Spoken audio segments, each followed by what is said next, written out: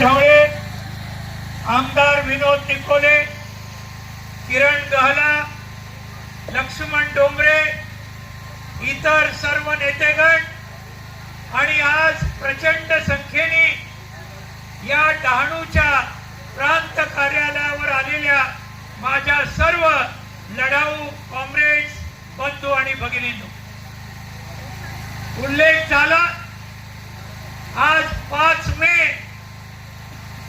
आपल्या पार्टीचं जे नाव ज्याला दिलं आपण त्या कॉम्रेड कार्ल मार्क्सचा आज वाढदिवस, जयंती दिवस 5 मे, आणि म्हणूनच या न्यायासाठीचा लढा डहाणू, तलासरी आणि संबंध ठाणे पालघर जिल्ह्याचा आपण आज 5 मेला कार्ल मार्क्स यांच्या जन्मदिवसाच्या दिवशी आपण आज सुरू केला.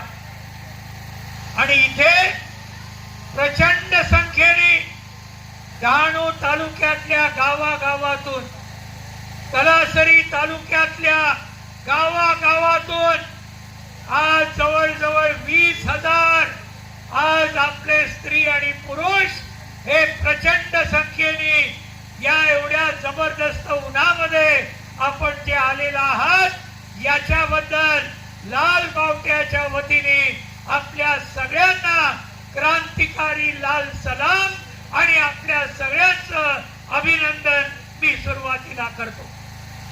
आज कॉम्रेड्स, इथे सगळे आपले जमिनीचे फॉर्मॅट जे अनेक वर्ष आपण कसतोय, वन जमीन असेल, वर्कस जमीन असेल, आपल्या तळघराची जमीन असेल, देवस्थान आणि इनाम जमीन, पण अनेक वर्ष हे करून सुद्धा आपल्या नावावर झालेली नाही. आज हा जाब विचारायला आलो की इतकी वर्ष झाली, स्वातंत्र्याला 78 वर्ष, अजूनही ही जमीन आमच्या नावावर का झाली नाही, हा जाब विचारायला आम्ही आलेलो. तो जाब विचारायला आपण सगळेजण चारोटी ते पालघर जानेवारी महिन्यामध्ये जो लॉंग मार्च झाला त्याच्यामध्ये आपण सगळेजण 3 दिवस चाललो होतो. कोण कोण होत चारोटी ते पालघर मार्च मध्ये? हात वर करा जरा. कोण कोण होत? जवळजवळ सगळेजण हे आपण चारोटी ते पालघर जवळजवळ 60-70 किलोमीटर हे आपण चालत गेलो आणि 50-60 हजार लोक संबंध ठाणे पालघर जिल्ह्याचे प्रत्येक तालुक्यातले, डहाणू, तलासरी, विक्रमगड, जव्हार, मोखाडा, वाडा, पालघर, वसई, शहापूर, भिवंडी, एकही तालुका राहिला नाही ज्यातून लोक आले नाही. आणि एवढे लोक का आले? पुन्हा तोच प्रश्न, या जमिनीचा जो महत्वाचा लढा आहे, जमिनीचा हक्क आहे, त्यासाठी आपण सगळे गेलो. आणि तिथे तुम्हाला माहिती आहे रात्रीपर्यंत 7 तास कलेक्टर बाईंशी आमची चर्चा झाली. सगळं नेतृत्व इथे जे उभं आहे, सगळे लोक, जवळजवळ 50 लोक, हे आपण कलेक्टर बाईंबरोबर चर्चा केली. 7 तास चर्चा झाली. किती तास? 7 तास. एवढा वेळ कोणी सरकारी अधिकारी आज जनतेबरोबर चर्चा करायला देत नाही. कशामुळे दिला वेळ? कशामुळे वेळ दिला? कारण बाहेर एवढी संबंध 50-60 हजार लोकांची फौज होती आणि आपल्या ताकदीमुळे त्यांना आपल्या बरोबर केवळ चर्चा करावी लागली नाही, लेखी स्वरूपात त्यांना द्यावं लागलं की आम्ही हे सगळे अर्ज तुम्ही द्या.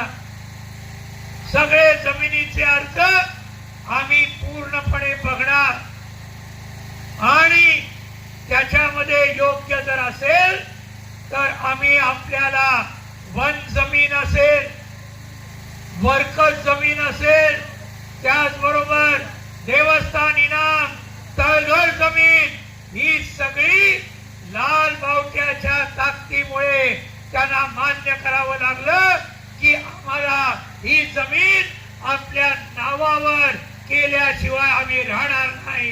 हे आपला प्रचंड मोठा विजय पालघरच्या लॉंग मार्च मध्ये आपल्याला मिळाला.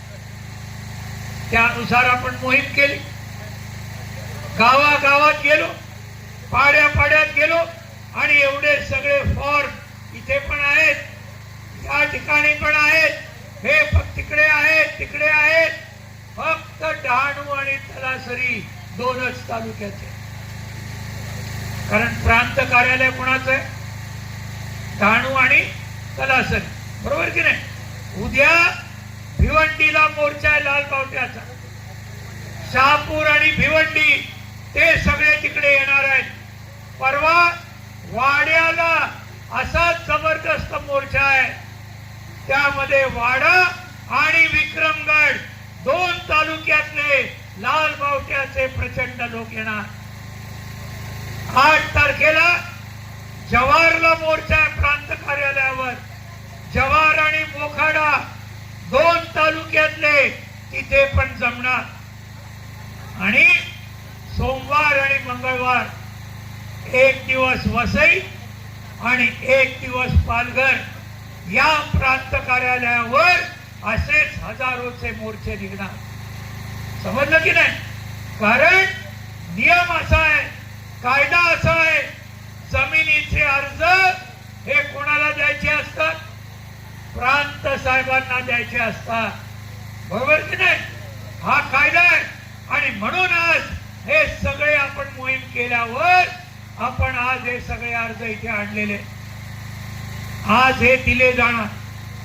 आम्ही आता सगळे मुख्य लोक बसलो, अशी तरतूद केलेली आहे ज्या प्रत्येक शेतकऱ्यांनी जो अर्ज भरलेला आहे सही शिक्क्यासह हा त्याला मिळणार आहे. एक लाल बावट्याकडे रेकॉर्ड म्हणून राहणार आहे, कारण उद्या भांडावं लागेल यांच्या बरोबर. म्हणून 2 फॉर्मवर सही शिक्के आपण घेणार, हे सगळं या ठिकाणी ठरलेलं आहे.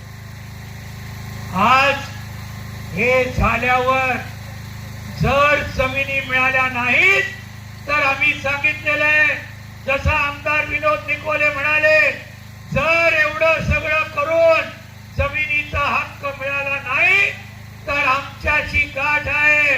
मग हे प्रांत कार्यालय हे या ठिकाणी राहणार नाही, हे आम्हाला सांगायचं आहे.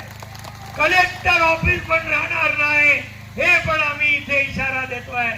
म्हणून आज या ठिकाणी आता शिष्टमंडळ आपलं जाईल, सगळे अधिकारी आलेले, डहाणू आणि तलासरी दोन्ही तालुक्यातले सगळे वर बसलेले, आणि जमिनीच्या प्रश्नाबरोबर इतर जे प्रश्न आहेत, पाण्याचा प्रश्न, रोजगाराचा प्रश्न, शिक्षणाचा प्रश्न, रोजगाराचा आणि त्याचबरोबर रस्त्याचा, हे सगळे प्रश्न इथे निकाली निघण्यासाठी आता आपलं शिष्टमंडळ जाणार आहे. मित्रांनो, 1-2च गोष्टी सांगायच्या आहेत, बाकी बऱ्याचशा गोष्टी सांगून झाल्या. हे सगळं कारस्थान आपल्याला जमीन देणं तर सोडा, त्यांना द्यायची नाहीये. आपली एकजूट जर नाही, तुम्हाला सांगतो गॅरंटीनी कोणीही जमीन देणार नाही. आपल्या एकजुटीमुळे आपण हिसकावून घेऊ, याबद्दल काही शंका नाही. आता नवीन काय चाललेलं आहे, बीजेपी वाले वाढवण बंदर सुरू केलेलं आहे, आणि त्या वाढवण बंदरामुळे त्या डहाणू आणि पालघर भागातल्या हजारो शेतकऱ्यांच्या जमिनी जाणार आहेत, हजारो मच्छीमार बेरोजगार होणार आहेत, त्यांना